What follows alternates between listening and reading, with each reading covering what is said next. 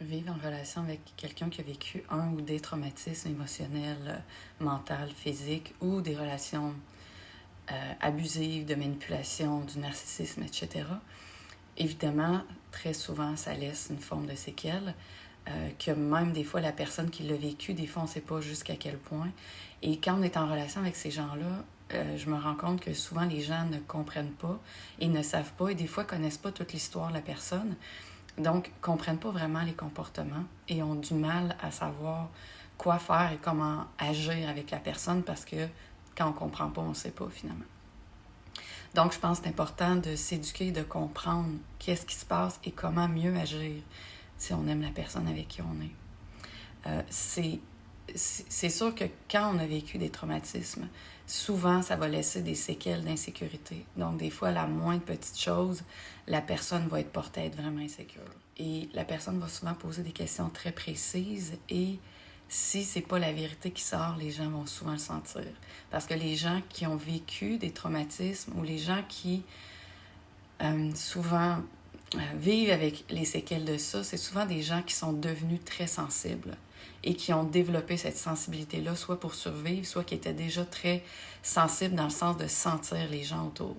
Donc, si vous ne dites pas la vérité, souvent, ils vont tout de suite le sentir et ça va vraiment augmenter l'insécurité et ça va augmenter la fermeture parce que d'emblée, c'est souvent des gens qui ont tendance à être fermés, à avoir du mal à s'ouvrir. Vous allez vivre des super de beaux moments avec eux, puis à un moment donné, clair, il y a comme un shutdown, ils vont se fermer et la personne qui ne sait pas pourquoi, c'est difficile à comprendre. Des fois, la personne va tomber dans la lune, être dans ses choses parce que on a dit ou on a fait quelque chose qui a fait un écho avec ce qu'elle a déjà vécu, cette personne-là. Et ce genre de moment-là, de flashback, va avoir tendance à emmener la personne, soit comme je le disais, dans la lune, ou il y en a même qui vont vivre une forme de dissociation. C'est comme ils sont plus ou moins là, ils sont vraiment dans une autre forme de réalité qu'ils ont créé. Les gens qui ont vécu des gros traumatismes, c'est comme ça parfois pour essayer de survivre.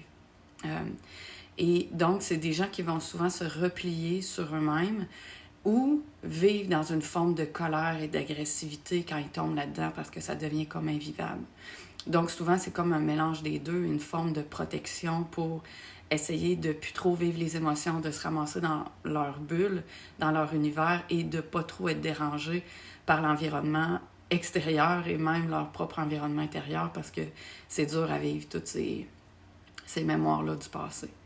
Donc, quand vous commencez à avoir des comportements comme ça, l'important, c'est de laisser l'autre vivre ces choses à sa façon. Donc, ne pas essayer de s'interposer trop, de poser plein de questions. Vous pouvez en poser, évidemment, juste demander si ça va. Puis, il y a des gens avec qui vont s'ouvrir, ça va leur faire du bien que vous posiez des questions, mais quand vous voyez que ça ne veut pas, laissez aller. Et c'est sûr que des fois, c'est difficile d'entretenir des conversations avec ces gens-là parce que quand on dit des faits ou des choses qui sont vraies, ils savent que c'est vrai. Mais, par exemple, s'ils ont des comportements des fois que vous aimez moins ou qui sont tellement fermés que vous n'avez pas tant d'attention de leur part parce qu'ils sont trop dans leur bulle puis ils se protègent, quand vous allez leur dire, ça va être difficile parce qu'ils savent dans le fond que c'est vrai. Ils aimeraient ça des fois faire autrement, mais ils ne savent pas trop comment faire autrement. Ils ont été tellement habitués à être pris dans leurs affaires que ça va devenir beaucoup. Ça va être difficile, mais il faut être soi-même aussi. Puis oui, ces conversations-là, il faut les avoir, il ne faut juste pas trop pousser. C'est très fréquent que les gens qui ont vécu des traumatismes ont du mal à faire confiance parce qu'ils ont été bafoués tellement souvent. Dépendamment des contextes, mais c'est aussi le sens du respect qui n'est pas toujours évident. Parce que c'est souvent des gens qui ont tellement enduré de choses que se respecter, c'est vraiment difficile. Et parfois, même respecter les autres, dans certaines nuances, ça peut être difficile. Et des fois, non, parce que c'est des gens très sensibles, donc des fois, ils connaissent le sens du respect. Ça dépend, c'est unique à chacun. Par contre, ce qui peut être très fréquent, c'est que les gens qui ont vécu des traumatismes vont avoir tendance à attirer deux types d'individus, soit des sauveurs, soit des gens qui vont perpétuer les traumatismes, qui vont leur faire vivre des choses qu'ils ont bien connues. Peu importe dans le cheminement où en est la personne, qu'elle ait tendance à attirer un sauveur ou quelqu'un qui perpétue le traumatisme, l'important à un moment donné, c'est de se voir, puis de voir où on en est dans notre cheminement. Est-ce qu'on est en train d'essayer tout le temps d'attirer quelqu'un qui va nous sauver ou quelqu'un qui continue de nous faire souffrir de la même manière qu'on a vécu? Et si on attire un sauveur, c'est important aussi de réaliser qu'il y a plein de choses qu'on peut faire par nous-mêmes.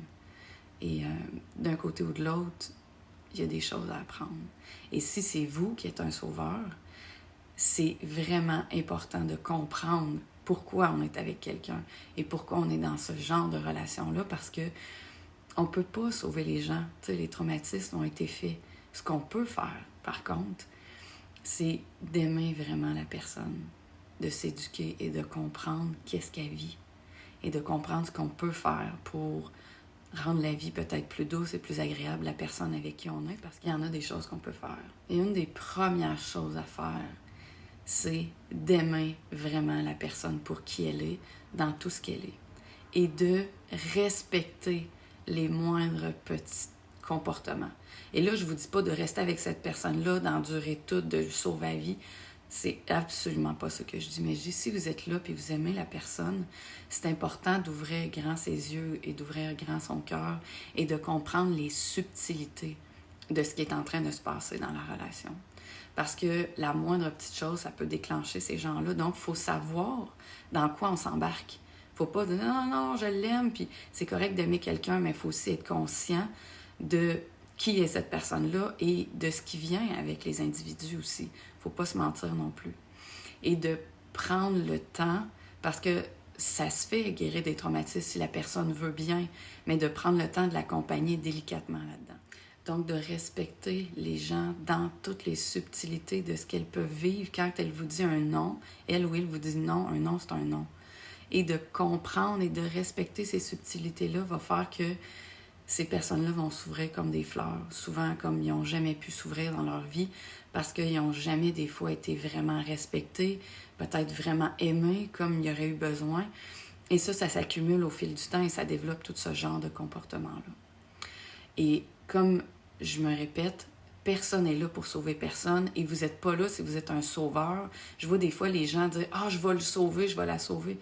Non, les gens se sauvent eux-mêmes. C'est eux qui décident de se prendre en main. Parce que sinon, de toute façon, à un moment donné, vous allez arriver à un coin de mur où vous, si vous êtes un genre de sauveur, vous allez continuer d'endurer ça. Puis ça, c'est une relation souvent qui devient toxique, difficile, puis ça tourne en rond. Les deux personnes doivent se prendre en main. Donc, autant le sauveur que la victime, que même le bourreau. Il y a peut-être des gens qui écoutent les vidéos puis qu'ils savent qu'ils ont perpétué certaines choses chez des gens en relation. Tout le monde peut changer. Tout le monde a le droit de changer. Si on décide de changer, on peut changer. Par contre, si vous êtes en relation avec quelqu'un et que vous perpétuez les traumas, ce que je vous invite, c'est vraiment à partir. Si vous n'avez pas le respect, l'amour réel de toute la délicatesse de ce que la personne vit, puis que vous voyez que la personne qui est avec vous a vraiment du mal à partir parce que c'est difficile souvent, encore plus quand on a vécu des traumatismes. Il y a des gens pour qui c'est très facile, ils vont se fermer comme une huître, ils vont s'en aller tout de suite. Puis il y en a d'autres qui ont été tellement en manque d'amour que ça va être très difficile de partir. Donc ils vont endurer. Si vous voyez que vous n'êtes pas capable d'offrir l'amour, le respect réel à cette personne-là, de vraiment comprendre les nuances, vous êtes mieux de ne pas être dans la vie de la personne, vous allez comme la détruire. Parce que aimer quelqu'un, ça veut dire le prendre comme il est ou comme elle est. Ça veut dire être capable de lui donner son espace, son air, son environnement, de le laisser être ce qu'il a besoin d'être pour réussir à sortir de ses traumatismes ou de ses difficultés. Et plus vous allez faire ça, plus l'amour va grandir, le respect va grandir et le lien va devenir solide. Et si c'est pas le cas, des fois, il vaut peut-être mieux pas être là ou prendre une pause ou chacun travailler sur nous pour peut-être se retrouver à un moment donné. Donc, si c'est ce que tu vis, que c'est difficile, que tu vis des traumatismes ou tu vis avec quelqu'un qui vit des traumatismes et que tu ne sais plus trop comment être, comment agir, c'est mon métier, écris-moi. On va pouvoir voir très rapidement quelles sont les choses que tu peux faire pour améliorer, toi, la relation dans ce que toi tu vis, mais dans ce que l'autre vit aussi. Et s'il vous plaît, je vous invite à liker et à partager la vidéo qui pourrait aider des gens qui ont peut-être besoin d'entendre ce que je dis.